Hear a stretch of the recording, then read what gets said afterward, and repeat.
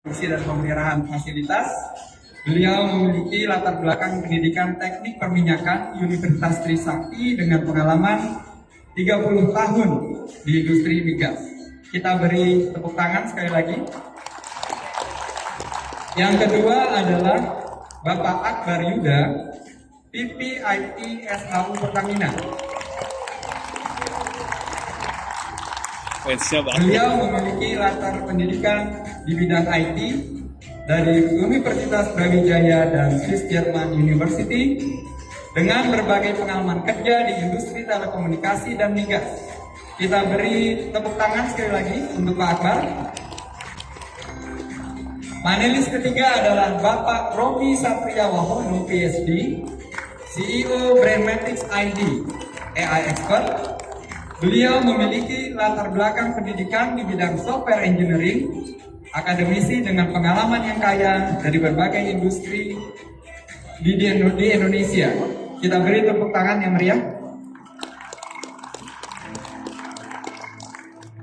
Panelis keempat, Bapak Ono Widodo Purbo, PhD, Rektor Institut Teknologi Tangerang Selatan, AI Expert. Sepertinya saya tidak perlu lagi memperkenalkan beliau sebagai pegawan IT nasional yang sangat kita hormati. Latar belakang pendidikan di ITB, kemudian University of Waterloo. Beliau merupakan praktisi dan akademisi di bidang IT dan telekomunikasi. Kita beri tepuk tangan yang meriah untuk Pak Ono.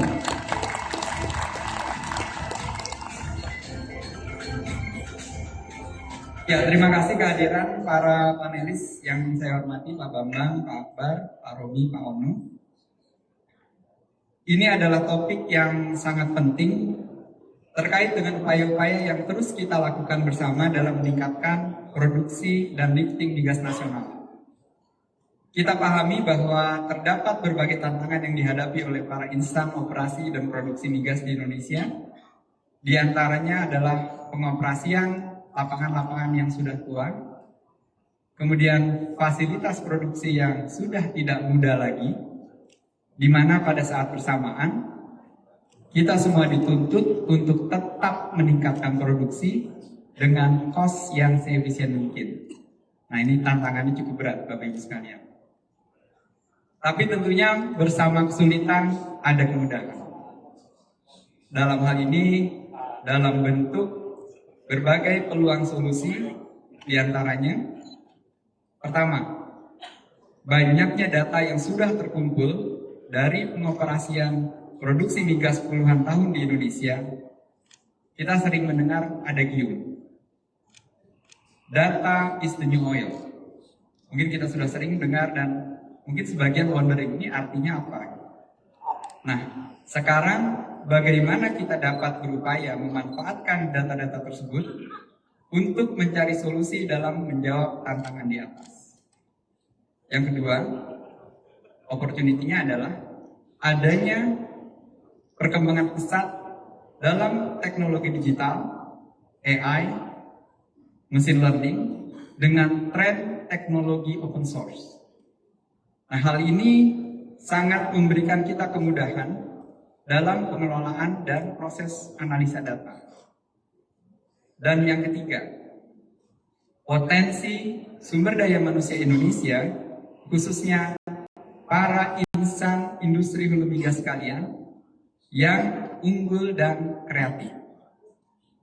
Nah, dalam diskusi ini akan dipaparkan secara sistematis oleh para panelis yang sangat berkompeten, maestro di bidangnya, mulai dari target-target produksi dan lifting nasional, peran IOC SKK Migas, urgensi inovasi di K3S, showcase inovasi di SHU Pertamina, pentingnya aspek people, proses, dan teknologi dalam transformasi digital, serta peluang pemanfaatan teknologi open source dan kolaborasi dengan perguruan tinggi untuk mengoptimalkan potensi inovasi digital dalam mendukung peningkatan produksi migas nasional. Nanti masing-masing panelis akan membawakan paparannya selama 10 menit. Diikuti nanti di akhir ada sesi tanya jawab selama 15 menit. Untuk kesempatan pertama, panelis pertama, Pak Bambang, waktu dan tempat kami persilakan. Bismillahirrahmanirrahim. Izin saya berdiri. Assalamualaikum warahmatullahi wabarakatuh.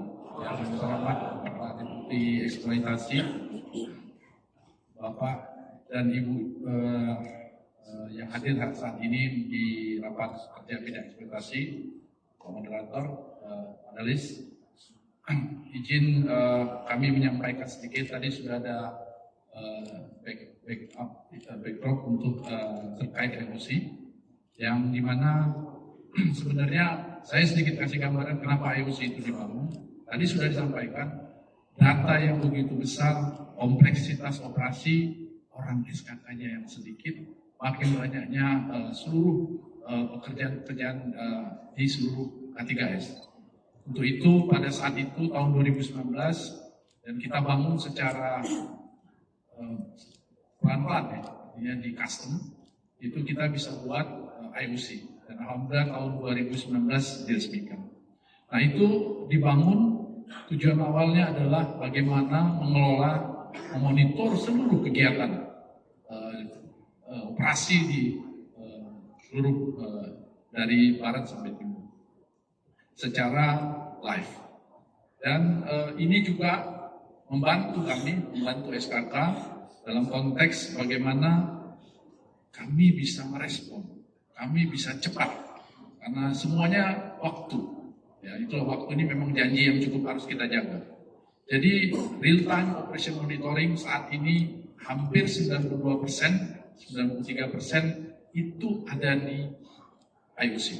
Jadi Bapak Ibu sekalian, ada beberapa teman-teman operasi sini yang duduk tapi bisa melihat operasi teman-teman seperti apa di lapangan. Yang ngumpul di sini bisa dilihat. Saya nggak yakin mungkin Bapak bisa melihat operasinya harus nelfon. Kalau kami, saya yakinkan bisa melihat Bapak yang sedang duduk ini operasi di lapangan kami bisa monitor. Yang ketiga, visualisasi data bidang eksploitasi itu cukup besar yang bisa kita ini memang cukup luas sehingga kadang-kadang satu persatu harus kita kuasai. Dan yang keempat, IOC ini wadah kolaborasi. Jadi memang disinilah tempatnya SKK Migas, K3S, juga stakeholder melihat. Bahkan di beberapa kesempatan IOC ini berguna sekali gitu. Berguna sekali bagaimana melihat pipa yang sedang didudukin kapal, itu bisa tahu. Dan pergerakannya kita bisa tahu seperti apa. Jadi betul-betul sangat membantu IOC ini. Jadi IOC SKK Migas sebagai agen transformasi digital. SKK Migas tadi untuk memaksimalkan potensi solusi digital meningkatkan produksi minyak dan gas.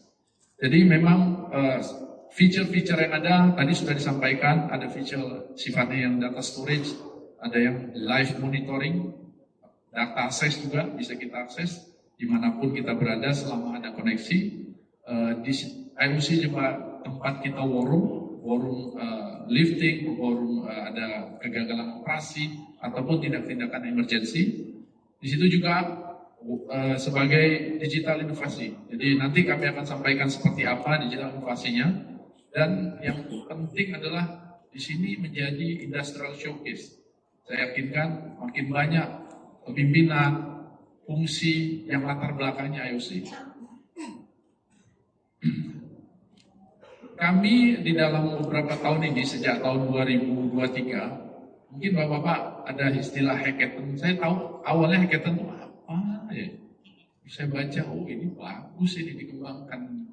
Nah, teman-teman yang memang hackathon itu yang orang-orang yang punya interest, yang punya passion, coba kita kumpulkan dan ada beberapa kegiatan di bidang AI, Artificial Intelligence dan Machine Learning yang kita coba kumpulkan, yang dimana kalau kita lihat ini berdasarkan studi yang kita coba hitung ya dari kegiatan tahun 2003 value creation-nya itu mencapai 1,08 triliun yang ada dua konsepnya adalah yang implementasi sama proof of concept.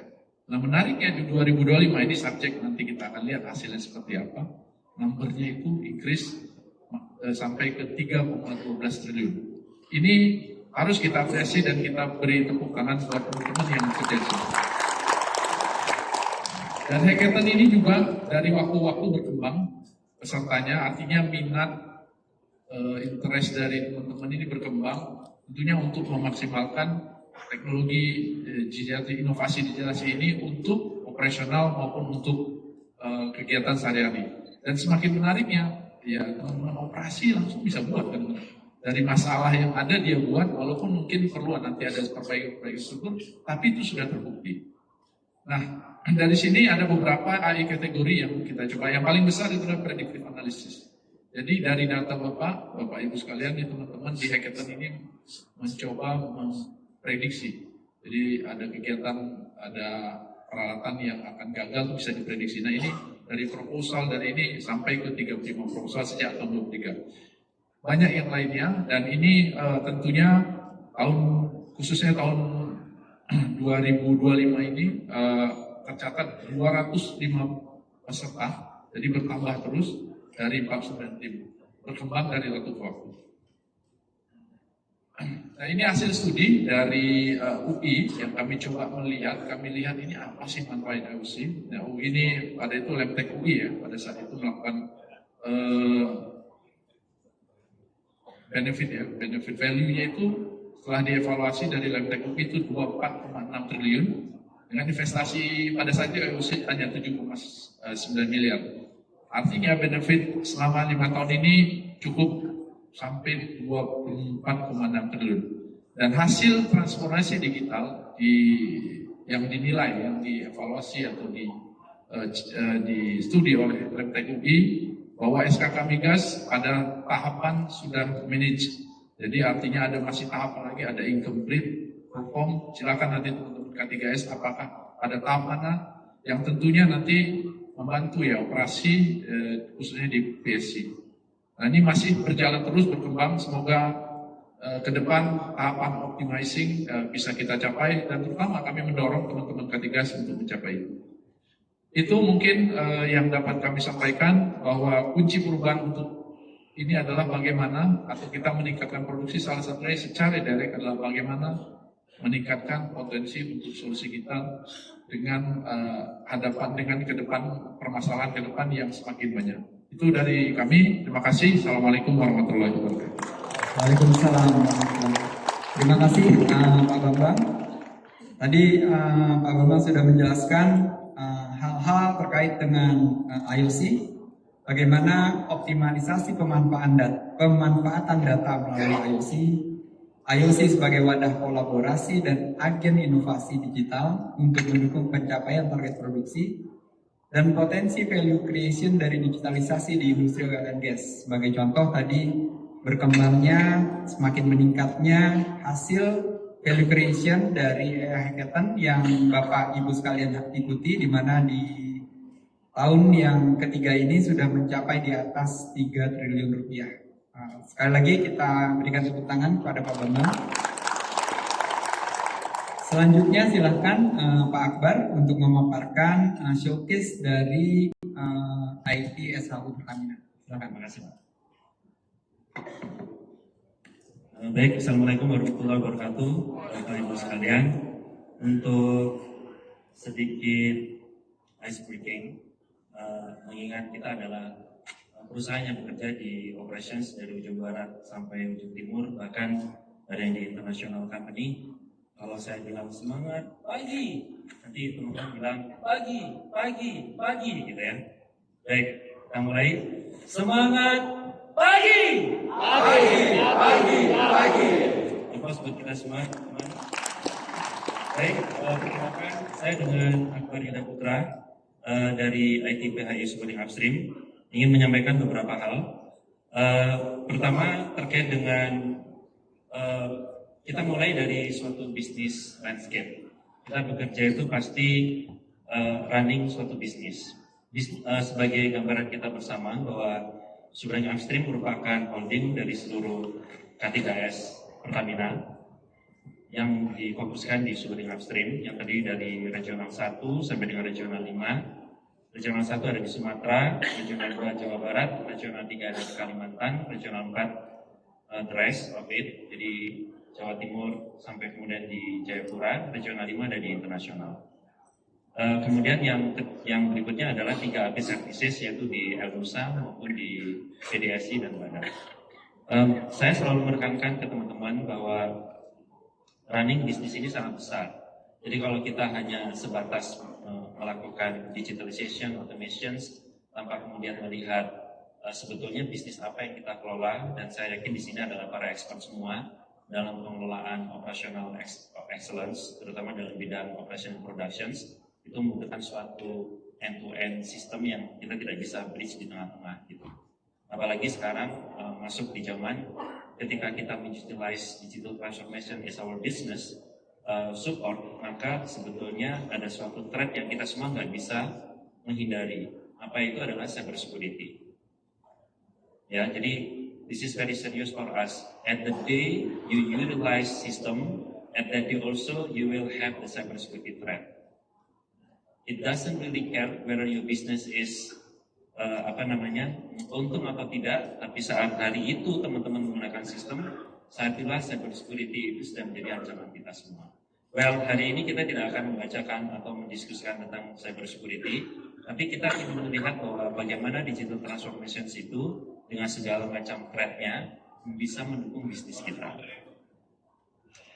Itu tadi kita gambarkan dari sisi visualizations terkait dengan bisnis. Kalau kita lihat berdasarkan peta bisnis, maka seperti inilah kurang lebih ruang lingkup yang dilakukan atau yang di-running bisnisnya oleh SAU. Izin Pak Rendra sebagai dari point of view SKK Migas bahwa K3S itu adalah langsung berpartner dengan SKK Migas, dan kami di sini SAU sebagai pengelolaan dalam hal organisasi menurut point of view Pertamina. Jadi hal-hal seperti ini kita memiliki best practice, ada yang dari Chevron, Rokan, ada yang dari Mahakam, Total gitu ya, ada yang dari PEP, ada yang dari Joint Operational Body seperti dengan Menko di Luwuk. Itu adalah best practice kami. Tapi tentu saja di balik best practice itu, best practice apa yang mau kita ambil? Apakah kita ambil salah satu, ataukah kita korelasikan, atau bahkan kita combine? Itu bukan satu hal yang simple. Padahal bisnis it continually happen. Di balik cost recovery yang diberikan kepada kita, tentu saja SKK Migas harus mendapatkan obligations result-nya yang diberikan oleh pemerintah kepada kita, kan gitu ya. Nah, oleh karena itu berbicara tentang digital transformations, euforia di tahun 2022 sampai dengan tahun 2025, hampir seluruh K3S itu merunning yang namanya AIML atau Artificial Intelligence Machine Learning, gampangnya data analytics. Tanpa bermaksud untuk melakukan review, tetapi setiap automation, setiap kemudahan, setiap perspektif yang dihasilkan dengan kecepatan itu dianggap sebagai digital transformations. Padahal kalau kita melihat dari tahun 95 ya dari dulu memang nature-nya IT itu ya bisa mempercepat, bisa mempersingkat, dan bisa membuat kita lebih mudah. Nah pertanyaannya, apakah 3M tadi itu yang disebut digital transformation? Tentu saja tidak, gitu ya. Makanya kita membuat suatu framework, nanti akan dijelaskan lebih detail oleh Romi, bahwa dalam konteks upstream, maka kita harus bisa membuat digital transformation yang menghasilkan increase receptor productions, menambah safety, mengurangi unplanned shutdown, dan terakhir adalah optimization untuk lifting. Ya. Oke, nah dari itu semuanya maka kita dari point of view-nya IT Pak, perlu sekali menjadi best fit partnernya buat teman-teman yang ada di operation. Nah kalau kita lihat dari lingkup value change of business di upstream, mulai dari exploration sampai ke operation production atau abandonment, itu kita mengumpulkan semua data yang ada. Ada best practice, ada teman saya Mas Diatmojo, ada Pak Profesor di sana, Pak yang Teguh, ya kita nyebutnya yang Teguh. Kita bilang bahwa exploration sampai dengan abandonment itu benar-benar harus kita kelola dan kita kumpulkan. Nah biasanya teman-teman itu hanya mengambil dataset. Nah penting bagi kami dari point of view IT itu untuk menyediakan suatu playground atau single environment data analytics. Jadi setiap orang bisa membawa datanya, dicemplungin di situ, kemudian mereka mulai melakukan analisa. Nah, kami dari IT itu sangat berharap supaya teman-teman nggak repot-repot mikirin data integrations. Let me do that, let us do that. Teman-temanlah yang sebagai domain expert untuk melakukan analytics on detail, because you are the expert, gitu ya. Nah, berikutnya, kalau tadi diminta oleh Pak Rendra, apa sih yang dilakukan AIML atau Digital Transformations yang ada di IT SAU atau di supporting upstream, bekerja bareng dengan teman-teman domain expert, mulai dari exploration sampai development, sampai dengan operations. Maka inilah contoh-contoh yang berhasil masuk ke hackathon ISKK Migas dalam 2 tahun terakhir.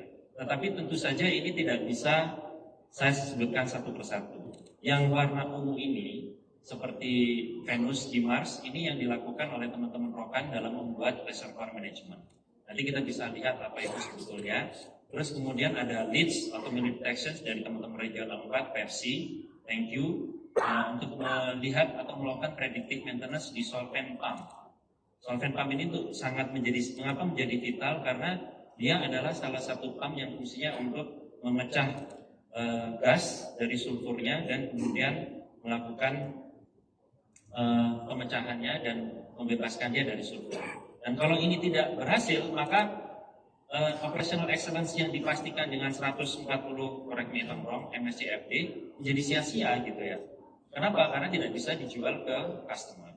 Belum lagi yang di regional 1 ada EOL, Finding Oil Losses. Di sini ada Pak Edi sebagai GM-nya. Thank you Pak atas leadership-nya yang terus mendorong bagaimana caranya melakukan finding losses di proses oil losses sepanjang pipa yang panjangnya sekitar ribuan atau ratusan kilometer. Dan itu bukan satu hal yang simple, karena dia harus melakukan repeater di setiap beberapa titik gitu ya, untuk memastikan template pressures dan suhunya. Oke, ini adalah salah satu, waktunya tinggal sedikit lagi. Katanya Pak Rendra kalau lebih dari 10 menit mikrofonnya nyetrum katanya. Tapi ini kurang lebih nanti bisa dibuat ditanya jawab. TML itu adalah Tool Know Machine Learning. Teman-teman PHM, thank you. Ini menjadi salah satu yang pengalaman kita dalam melakukan basically classification berdasarkan DHI, Direct Hydrocarbon Indicator, yang ada di reservoir. Di situ ada NetP dan beberapa yang bisa kita diskusikan. Dan ini adalah yang dilakukan oleh teman-teman Rokan. Gambar ini untuk LQR, Low Quality Reservoir, yang masih 3.0, yaitu dia mencoba mengklasifikasikan berdasarkan low quality reservoir yang kurang lebih berdasarkan low resistivity atau low contrast, yang kemudian mereka bisa melihat bagaimana caranya melakukan perforasis di next lapisan tanah. Nah, ini adalah yang terakhir yang terkait dengan leads tadi yang saya jelaskan, terkait dengan bagaimana solvent pump itu menjadi salah satu kita di dalam sistem operation production. Ini yang dilakukan oleh teman-teman Rokan dalam rangka meningkatkan HSSE, apakah memastikan orang itu berada di line of fire atau tidak, menggunakan baju APD atau kemudian tidak menggunakan helm atau di dalam confined space atau di line of fire. Mereka melakukannya berdasarkan CCTV tadi. Mungkin itu saja dulu. Ada banyak hal yang bisa kita diskusikan. Saya berharap sekali bisa kita lakukan raise and discussions pada saat di Q&A. Terima kasih. Wassalamualaikum warahmatullahi wabarakatuh. Waalaikumsalam. Terima kasih Pak Subag. Ada beberapa highlight poin-poin tadi yang disampaikan. Pentingnya pemahaman aspek proses bisnis dalam penerapan digitalisasi. Jadi kita harus tahu persis aspek prosesnya seperti apa. Fungsi IT dalam yang akan menyiapkan data yang terintegrasi untuk dimanfaatkan oleh para pengguna dari berbagai fungsi bisnis. Ini Pak Akbar sebagai penanggung jawab IT dari seluruh grup Hulu Pertamina ya Pak. Terima kasih komitmennya. Kemudian juga beliau menyampaikan beberapa showcase inovasi digital, AI, machine learning di SAU Pertamina. Sekali lagi tepuk tangan untuk Pak Akbar. Pembicara berikutnya adalah Pak Romi, dipersilakan. Oh ya, nggak nyetrum Bapak, cuma geli-geli aja. Oke, terima kasih Pak Rendra. Saya berdiri ya. Bismillahirrahmanirrahim. Assalamualaikum warahmatullahi wabarakatuh. Selamat siang, salam sejahtera untuk kita semua, Bapak Ibu sekalian. hari ini tugas saya memberikan kabar gembira bahwa AI itu mudah. Ini kalimat yang 2016-2017 saya sampaikan juga ke Pak Teguh, Pak Joko, Pak AI itu mudah. Gitu ya, ketika akhirnya mereka berdua memutuskan untuk sekolah S3, alhamdulillah sudah lulus gitu ya. Nah, jadi dan kok kenapa tak minta untuk ayo sekolah, nanti kita akan belajar bahwa faktor yang paling berpengaruh di gagalnya transformasi digital bukan alat, bukan infrastruktur, bukan hardware kita, bukan lisensi yang harus kita beli mahal, enggak, tapi manusianya. Nah, makanya hari ini kita coba diskusi digital transformation, artificial intelligence itu makhluk apa, paradigm shift-nya seperti apa, dan peran manusianya ada di mana gitu ya. Nah, ini sekaligus nanti menjawab pertanyaan komplain teman-teman PHR Pak Rendra yang menanyakan, kok kita sudah buat disangkanya bukan AI gitu ya. Nah, terus AI itu sebenarnya saya koyok kan gitu ya dulu ya. Nah, ngomongin AI kembali ke buku teks yang saya pakai edisi pertama ketika saya belajar tahun 1996, sekarang edisi keempat tahun 2002. Russell sama Norvig itu ngomong gini, AI itu disiplin ilmu yang mempelajari algoritma, cara kita membuat algoritma yang mampu menggantikan peran manusia. Kemudian Russell sama Norvig itu ngomong, menggantikan peran manusia itu bisa dibagi. Pertama, manusia itu belajar secara mandiri, bisa. Manusia itu bisa mengenali bahasa alami, bisa. Manusia itu bisa mengenali suara, gambar, video. Manusia itu bisa membuat planning optimization.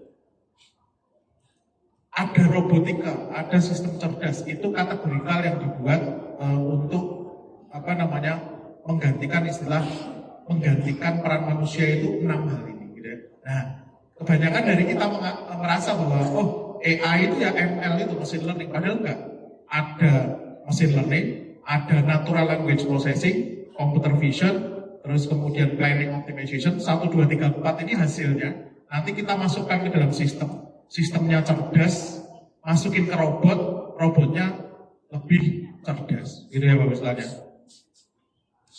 Gampang cara prosesnya.